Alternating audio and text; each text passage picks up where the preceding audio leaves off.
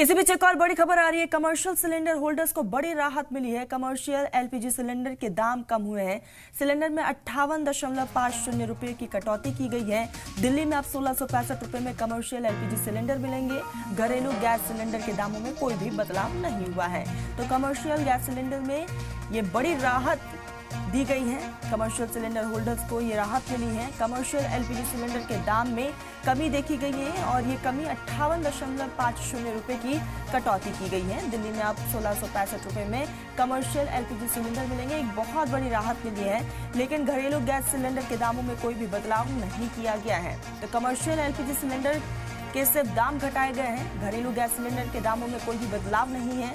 58.50 पैसे की कटौती यहां पर की गई है। दिल्ली में अब 1665 रुपए में एलपीजी के सिलेंडर्स मिलेंगे।